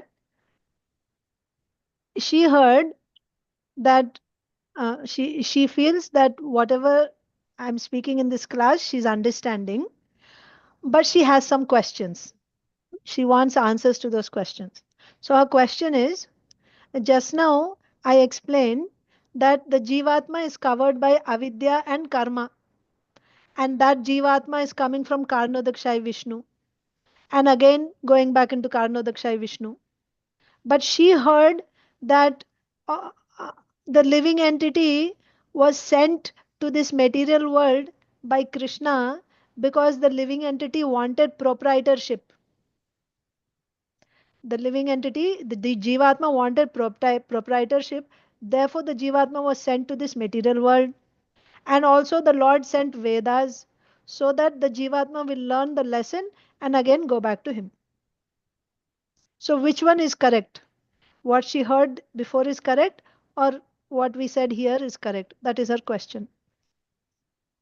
So in answer to that, I began to say that about the Jivatma and the Jivatma's relationship with this material nature, it is said in the 13th chapter of Bhagavad Gita, 20th verse. If you see Srila Vishwanath Chakravarti Thakur's commentary, there you will see that, so there it is said that this material energy is also anadi, the Jivatma is also anadi, and the relationship is also anadi. Adi means beginning, anadi means that which has no beginning, beginningless. So material energy is beginningless, the living entity is beginningless, the relationship between the living entity and material nature is beginningless. What does that mean? It doesn't say that at one particular point the living entity actually fell from the spiritual world into this material world. The relationship between the material energy and living entity is anadi, means since beginningless, this living entity is in this material in relation with this material energy. So what is the relationship here we are talking about? He has this karma and avidya, isn't it? So this material energy has components, right? It has avidya. Avidya is a component of this material energy or maya. Maya's component, Mahamaya's component is avidya. One of the components is avidya. So this living entity is covered by this avidya. Since when? Since anadi. There's no beginning. Now the living entity is coming to this material world. Material world means, I already explained how Karanodakshaya Vishnu is opening his eyes, glancing on Prakriti. There is creation. So when he is glancing, all these living entities are going into Prakriti. There is this creation of these universes. And now the living entity is getting bodies. And after coming here, when he gets these bodies, this is an opportunity for the living entity. When he comes into, when there is creation, when the universes are created, the Vedas are there now. Now the living entity has an opportunity, but even then, really, the good fortune of the living entity awakens when he gets the association of a sadhu, either a devotee or a jnani sadhu. When he gets the association of a sadhu, of a devotee, let's say, that's when his good fortune awakens.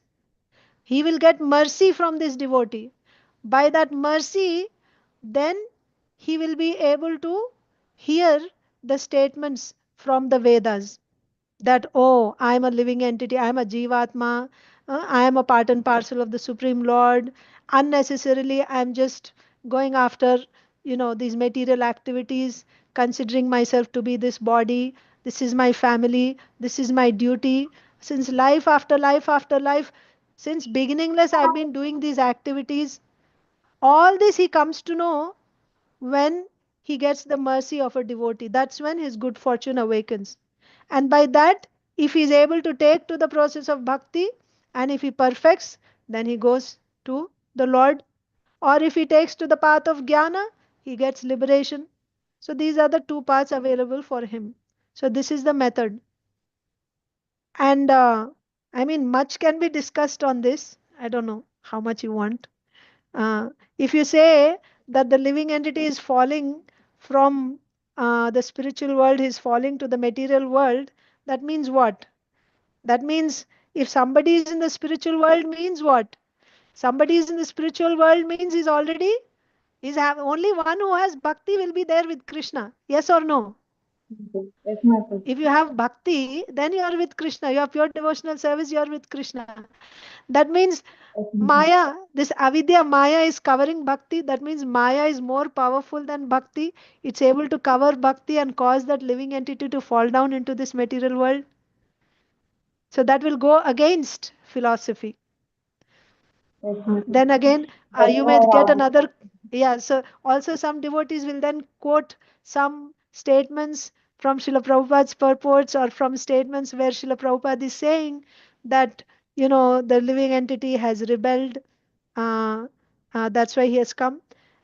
It's explained like that because when somebody comes to, we are coming from, what type of background are we coming from?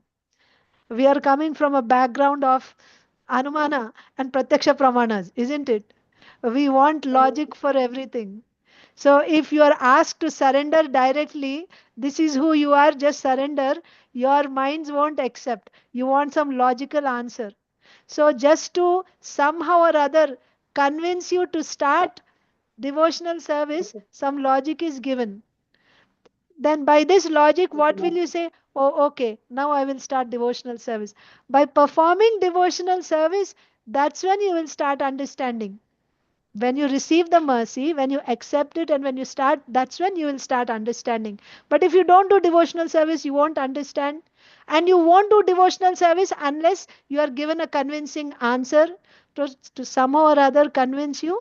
So like that it is explained. But later on, it will be explained further. I mean, it's already there. That's why if you look at, it is not possible that our acharyas will say something different and later acharyas will say something different. It is not possible. Philosophy is always one. Philosophy is not different. So like that. Okay. Thank you so much, Mataji. You're welcome. Thank you for asking that question. Another question, Mataji. అడగండి. అంటే మాతాజీ ఇప్పుడు మనం భక్తి శుద్ధ భక్తి చేస్తున్నప్పుడు అంటే ఈ బ్రహ్మభూత స్టేట్ వాళ్ళు అందులో భగవంతుడి శాంతిలో లీనమైపోవాలి అని చెప్తారు. బట్ మనం ఎప్పుడైతే శుద్ధ భక్తి చేస్తామో ఎప్పుడు సేవ అనేది ఉంటుంది. గోలోకంలో వెళ్ళిన లివింగ్ ఎంటిటీ సేవ భక్తి చేయాలి, సేవ చేయడమే మన అల్టిమేట్ గోల్ అని చెప్తారు కదా మాతాజీ. బట్ కార్ణోదకి సాయి విష్ణు ఎప్పుడైతే ఇన్హేల్ చేస్తారో అంతా లోపలికి వెళ్ళిపోతారు అన్నప్పుడు మనం అక్కడ సేవ ఎలా చేస్తాం మాతాజీ? చెయ్యం కదా. Okay, Mataji is asking that when the living entity is liberated, okay, he goes and, so one form of liberation is you go and merge into Brahman. Then the other is you actually go to the Supreme Lord, to his planet, and you engage in devotional service to the Lord. The living entity's constitutional position is to render devotional service to the Lord. So if the living entities are going back into Karanodakashai Vishnu, how he will render service there? That is our question. Answer is, when you go back into the body of Karanodakashai Vishnu, you're not liberated. You still have avidya. You're not liberated there. You are just waiting there, like in a what do you say? It's like a sleeping state. And again, when there is creation, once again you come back, again you get material bodies. So staying in the body of Karanodakashai Vishnu does not mean now you are liberated or you are engaged in seva. No. You're just waiting there, right, for the next creation. Liberation will happen when you actually take to the process of either jnana or yoga or bhakti as given in the Vedas. The various paths are given. And for each path, there's a separate destination also. So when you actually practice, do sadhana of a particular path, transcendental path, then you will get liberation. Not everyone goes into Karanodakashai Vishnu's body. At the time of annihilation, everyone, all sinful people, everyone, all living sinful people means those who have that type of karma, all living entities, jivatmas, everyone goes into Karanodakashai Vishnu. That does not mean they are liberated. Okay? Liberated souls are still there. Where? Not inhaled. Inhaled by karma vexation. Liberated souls will go back to the spiritual world or they'll go to Brahman, no? Okay. మీకు ఒక diagram చూస్తాను ఉండండి. Wait, I'll show diagram.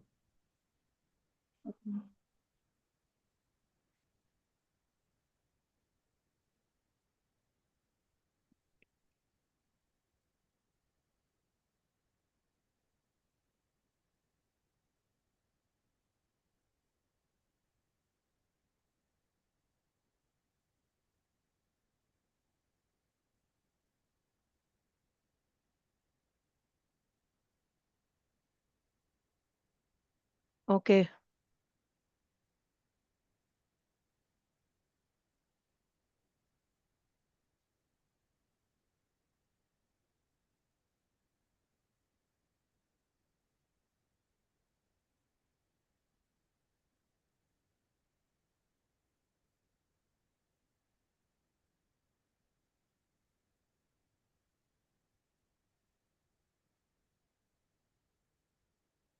This is Viraja river, which separates the material world from the spiritual world.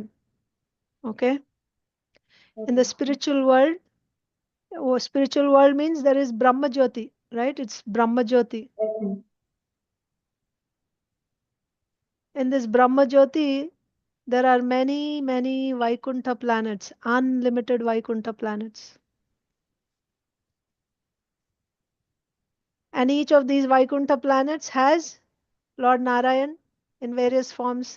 Lord Narayan, Lord Narasimha, Lord Vamana, many, okay? And all his devotees are there. And yeah, Vaikuntha planets are there. The topmost planet is Goloka, Vrindavan, where there's Krishna. Okay? So now, the material world, this is the material world, material creation. This material creation, it is happening whenever Karanodakashaya Vishnu glances on Prakriti, right? This is Prakriti. Then this material world manifests. And all the living entities in him are coming and they're going into Prakriti. Whoever does, let's say the living entities who do bhakti, right? According to their bhakti, whoever is their Ishtadev, they will go to that particular Vaikuntha planet. If you are a devotee of Krishna, right? You're a devotee of Krishna, then you'll go to Krishna Loka. So all the liberated souls, and if you are a Jnani, right? Jnani, you'll go and merge into Brahma Jyoti.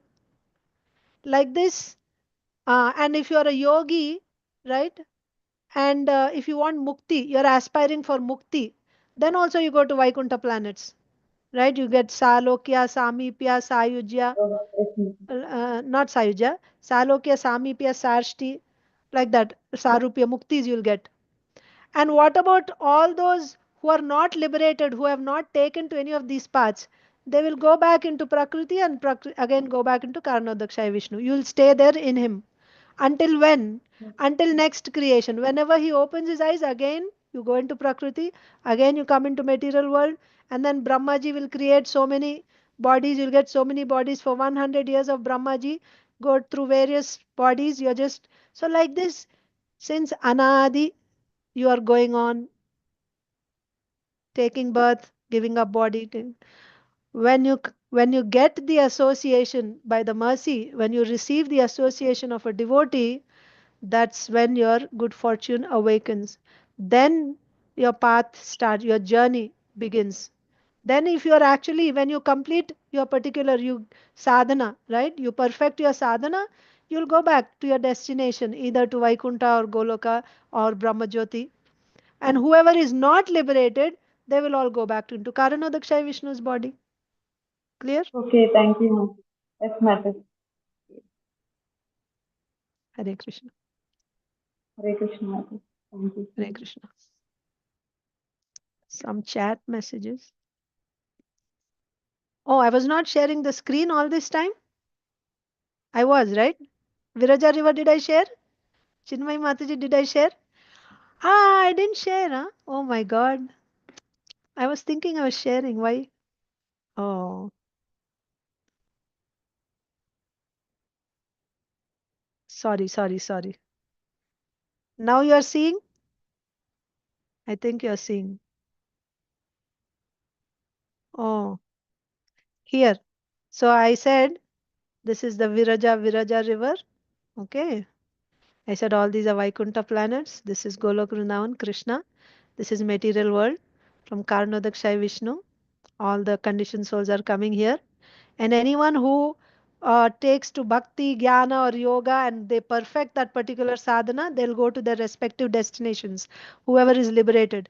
Those who are not liberated, they'll again go back into Karnodakshai Vishnu and again they come back. Okay?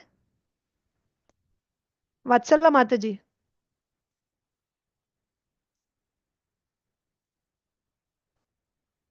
Yes, Mataji. Okay, where is this Vraja river? I couldn't conceptualize everything.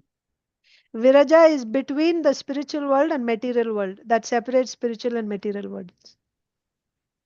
So why do we go there? Why do we go where, Mataji? To Viraja? Viraja river. Do we have to go in and take a bath or something? I don't know. Venugopal Prabhu will answer that.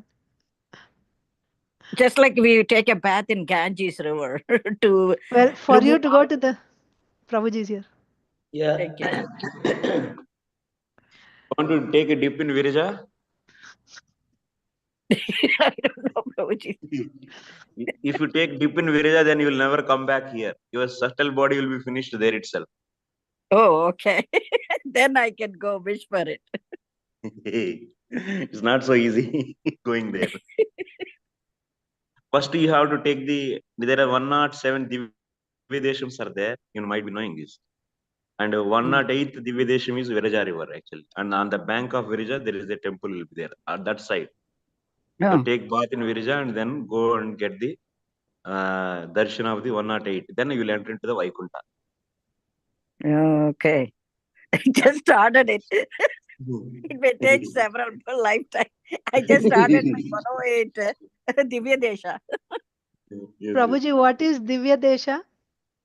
Acha, this is from Tamilians actually. This is from Sri Vaishnava Sampradaya. We can hear Divyadeshams means temples. There are 107 Divyadeshams are there in Earth planet. Achha. And 108th Divyadesham is on the bank of Virija river. There is a 108th Divyadesham. After taking bath, that side it is there actually. Then if you do the darshanam of Lord in all these Divyadeshams, you will be in Vaikuntha. Okay. Nice. So that's why all the Vaishnavas in their life, they want to take the darshan of all these 107 Divyadeshas. You can search in internet, you can find. Okay.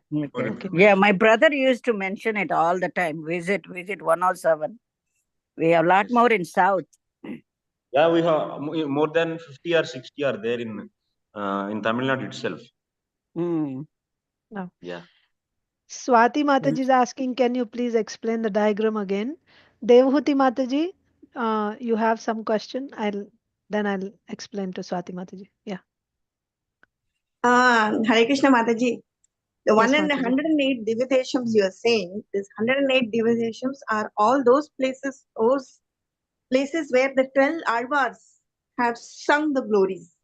Acha, okay. If there is a temple, but if that Alvar has not sung the glory of that deity, that doesn't come under the 108 Divyadesham. Out of that, the 108th Divyadesham is Vaikuntham. So when you cross Viraja and you leave your subtle body in the Viraja, then you get a Divya body. And there the Lord accepts you with open arms and places you on his lap. Is what Sri Vaishnava Sampradaya says. He is waiting for the Jiva. He says, you took so many lifetimes to come to me. Finally, you have come. And he embraces the Jiva and he keeps the Jiva in his lap and gives him. That's the concept. 108 is 7 is in this material world, 1 is Vaikuntham across the Viraja. Haribol, very nice. Thank you. I didn't know that. Hare Krishna. Okay, Swati Mataji, I'll just quickly say that.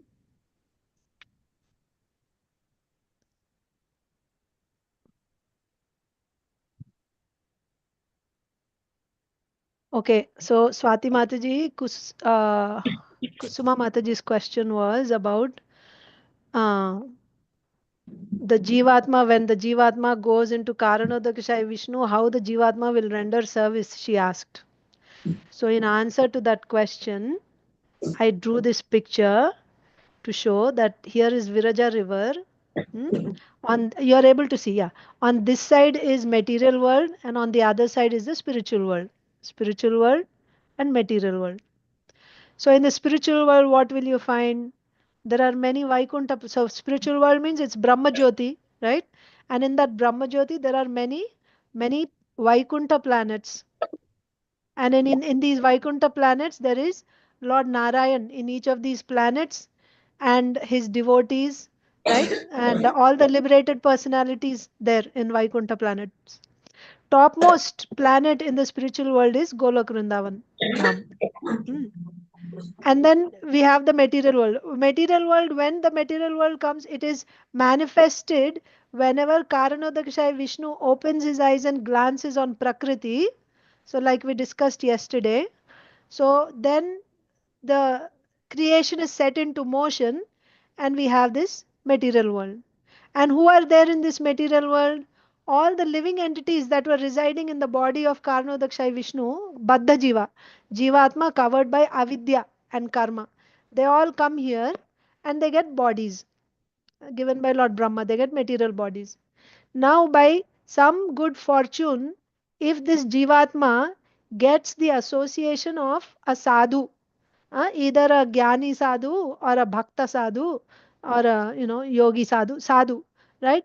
Then he will take to that particular sadhana. He will start practicing that path, sadhana. If he perfects that sadhana, so each sadhana he will have a particular destination. If you take to the sadhana of a Jnani, your destination will be going and merging into Brahma Jyoti.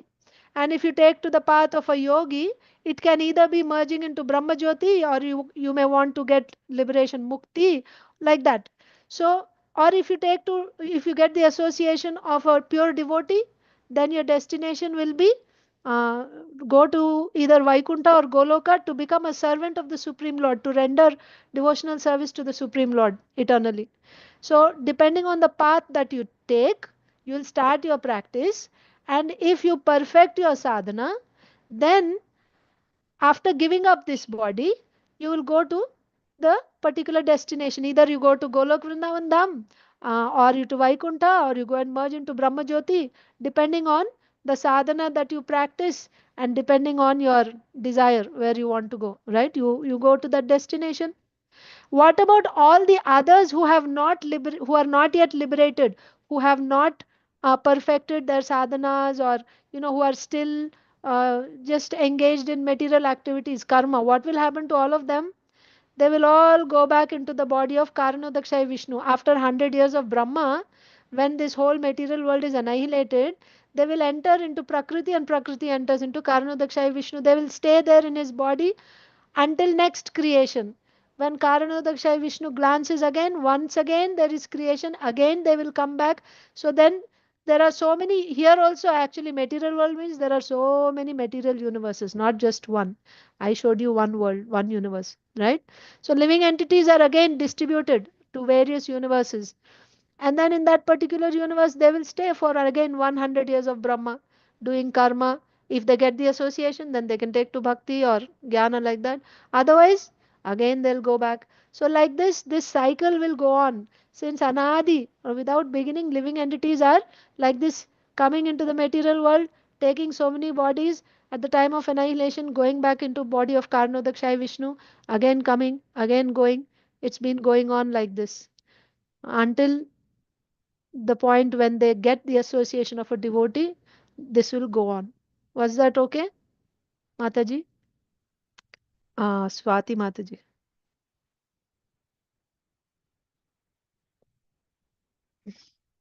You're there, Mataji? Yes. Okay. Thank you.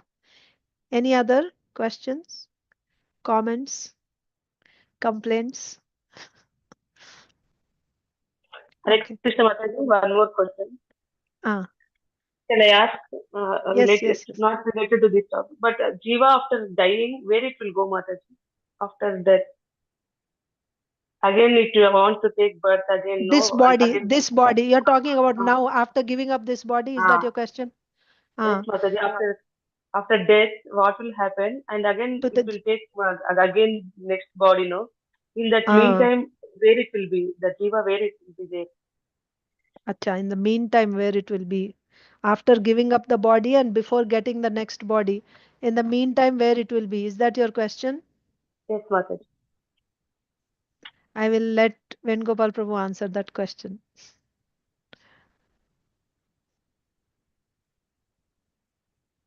Okay. In actually, after leaving this body, with the subtle body, it will be getting the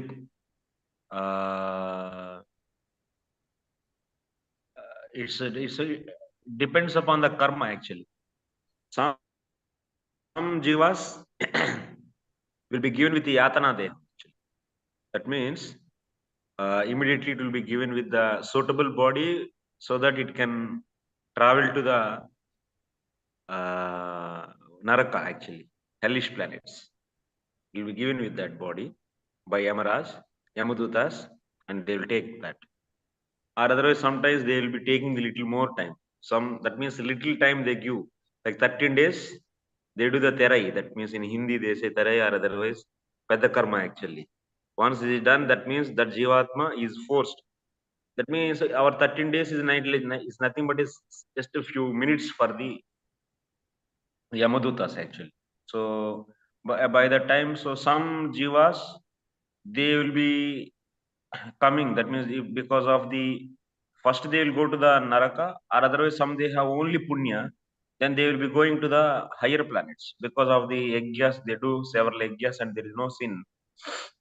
Then those jiva, that means to go to the sinmaya means to go to naraka, whatever the sin required, that sin is not there. So then they will go to the directly swarga also. And some jivas, they go to the pitruloka. That means pitrun yanti pitrudeva vrataha. Pitruvrata.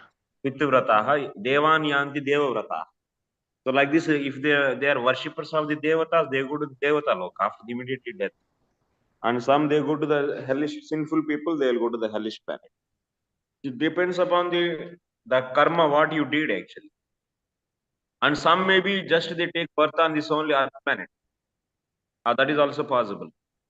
So if they don't have much sin to go to a hellish planet, like example, you can see Bharat Maharaj. So he doesn't have any sin and he didn't go to a hellish planet. And he just thinking about the deer, then he became a deer. So it's not a one destination, even in this material world. There are multiple ways based upon your type of worship practice. Okay. Yes, thank you, Prabhuji. Swati Mataji answered question. Okay. ఒక్క నిమిషం. Yes, Mataji. Swati Mataji. Okay, answered. Yes, Mataji. Yes, Mataji. Thank you, Mataji. Thank you, Prabhuji. Hare Krishna. Thank you, Prabhuji. Sitaram Devi Mataji. Hare Krishna, Mataji. Accept my danda pranams to you, Mataji, and Prabhuji also. Please accept my danda pranams. So nice and patiently you are explaining, Mataji. So nice it is and very good also. Mataji, what is the difference between moksha and mukti, Mataji? So mukti, there are 5 types of mukti, Mataji. Sayujya, Salokya, Sarupya, Samipya, and Sharshti. So all 5 are 5 types of mukti. In that, when you say Sayujya, Sayujya means you go and merge into Brahmajyoti. Sometimes you also go and merge into the body of the Lord. This is called Sayujya Mukti, and this is also called Moksha. Okay. And then when you talk about Mukti, you have Salokya, Samipya, Sarshti, Sarupya. That means you will go to Vaikuntha planet. And Salokya means you will go to the same planet where the Lord is residing. You reside on the same planet where the Lord is residing. Samipya means you will be in close proximity to where the Lord is residing, right? Close proximity, nearby, on the planet, but close proximity. Sarupya means you'll get the same form like the Lord. Sarshti means you'll get the same opulence like the Lord. So these are the different types of mukti. So generally when you say moksha, it means Sayujya Mukti, where you go and merge into the form of the Lord, or you go and merge into Brahma Jyoti. One thing to be noted is mukti does not mean that you're actually becoming, you're getting service there. No. Service you'll get when you do devotional service, and when your goal is devotional service, when you get the association of a devotee, then you'll get seva. But mukti means liberation. No more coming back to this material world, right? You're liberated. Your avidya is removed, you're liberated. But that does not mean you get service. That has to be remembered when you talk about mukti. That is why our devotees, they don't want mukti. They don't ask for mukti. They want seva. Okay? Sitaram Mataji. Where are you?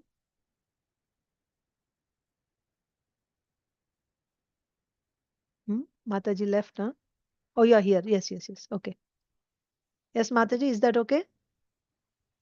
Unmute. Yes, Mataji. Yes, Mataji. Thank you so much, Mataji. Thank you. Hare Krishna. But we'll go to Golokam means what form we will be there, Mataji? Means yes, every devotee wants to go to Goloka and want to serve the Lord. But what form will be there? And how it will means it depends how like.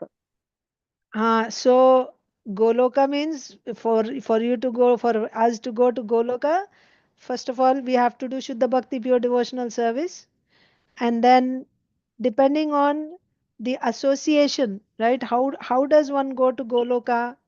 To go to Goloka, even in pure devotional service, you have Vaidi sadhana bhakti, right? And then you have Raganuga sadhana bhakti. That means Vaidi sadhana bhakti means you're doing sadhana bhakti according to rules and regulations.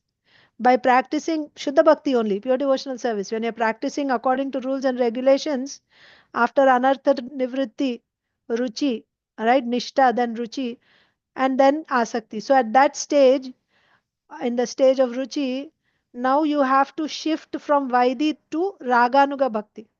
So Raganuga Bhakti means now you should follow in the footsteps of a Vrajvasi. You have to follow in the footsteps of a Vrajvasi. That means your practice of devotional service will be according to the devotional services practiced by that Brajvasi in the spiritual world. So following in their footsteps, you will perform devotional service, and then you further progress, right? You come to Bhava Bhakti, Prema Bhakti. So depending on the devotee that you are following, that will be your particular relationship, and how you'll be rendering service in the spiritual world. So of course, in general, all of us are, because we are in this line, we are Rupanugas. We are all following in the footsteps of Srila Rupa Goswami. So we will be assisting Srila Rupa Goswami and his assistants. So Srila Rupa Goswami's relationship is, he's a Manjari, assisting Radha Krishna and the gopis in their pastimes. Okay, Mataji? Sitarama Devi Mataji. Yes, Mataji. Thank you so much, Mataji. Yes, one more question, Mataji. Can I, Mataji? Yes. Yeah. Means some they will tell what type of relation like seva service mood we should have towards Lord, like only Vatsalya Bhava, like Sakhya Bhava, like which That's Mataji, first of all, we must have, first of all, I mean, you have to enter into Shuddha Bhakti now, right? So to enter into Shuddha Bhakti, first you have to develop our Shraddha. So in order to develop our Shraddha, you look at him, he is the Supreme Personality of Godhead and we are his servants, right? Dasya Bhaktas, servants only. That's how we render devotional service. The bhava will come, that will be revealed later on. So according to our level at this stage, we should try to develop that faith in the Supreme Lord by hearing from the Lord's instructions. We have to hear the Lord's instructions from Bhagavad Gita and from Srimad Bhagavatam. And by this, we should cultivate that dhrida shraddha so that we'll come to the point of sarva dharman parityajya, right? Surrendering to the Supreme Lord. And then there also, even in the initial stages, after you begin Shuddha Bhakti also, there also we have that Dasya Bhava. We have the Dasya Bhava towards the Supreme Lord. What our relationship is and what is our Bhava, that will be revealed later on, Mataji. That's as far as I can understand. I can ask Venugopal Prabhu to explain further on this.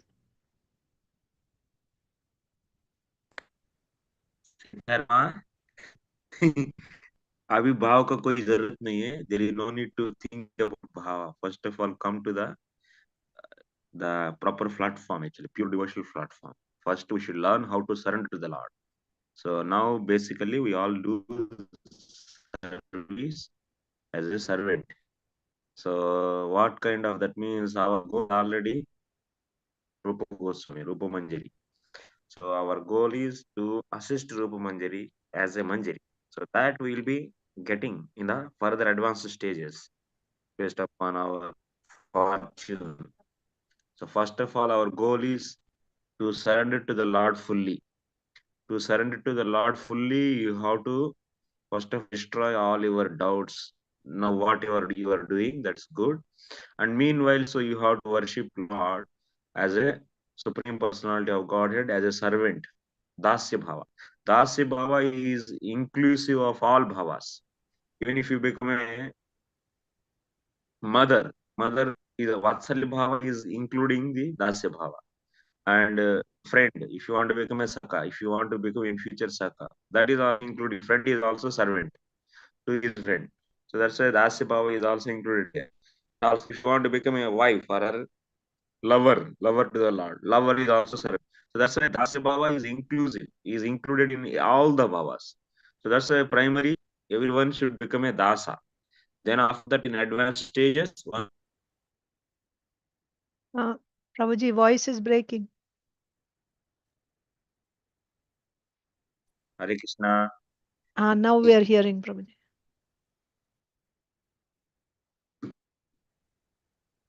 Till Mataji missing something. Breaking, still breaking. Voice is breaking.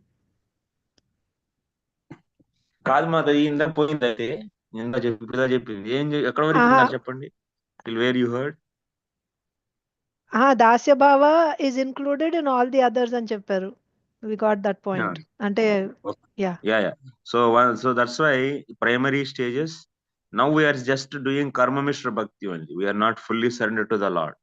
Once if you fully surrender to the Lord and do direct devotional service for all the time, that is the pure devotional platform. So that means when you surrender fully to the Lord, then Lord will take care. So how to arrange the proper association to you, and finally that means whatever you are aspiring as per your initial association. So such a further whatever needed association to do bhajan, everything he will take care. Don't worry about that. So first study this Śāstra Pramanam nicely and also teach to others and get more and more faith on Śāstra and try to understand the conclusions of the Śāstras and put full faith now, because now you are ready to take the statements of Shastra as it is without any doubt, like today we have discussed. So logic is not superior. Tomorrow, so logic is not superior. The Shastra statements are the superior. So try to accept those statements. Like Krishna is supreme personality of Godhead, we are just a part and parcel of the Lord, and we are just meant for the service to the Lord. So as a statement to take with full faith, so that will help you to become more and more sadhaka, good sadhaka. So once you surrender fully, then you will be getting further advancement. Okay, focus on that. Okay. Mataji. Sitaram Mataji. Yes, Prabhuji. Thank you so much, Prabhuji. Thank you so much, Prabhuji. Thank you so much, Mataji. Hare Krishna, Dandavat Pranam. Dandavat Pranam. Hare Krishna, Mataji.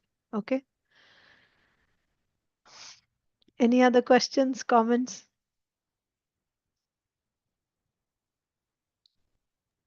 Okay. Wind up. Yeah. And chat. Acha. Okay. Thank you. Hare Krishna. Thank you all, dear devotees. We have another session tomorrow. I want to tell you, I will try to complete tomorrow, but I don't know. If I'm not able to finish tomorrow, I will have to take another session on Monday.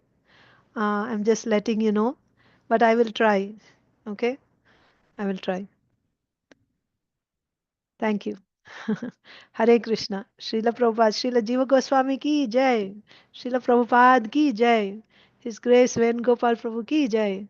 Samaveta Gaur Bhakta Vrind ki jai. वाञ्छा कल्पतरुभ्यश्च कृपा सिन्धुभ्य एव च पतितानां पावनेभ्यो वैष्णवेभ्यो नमो नमः.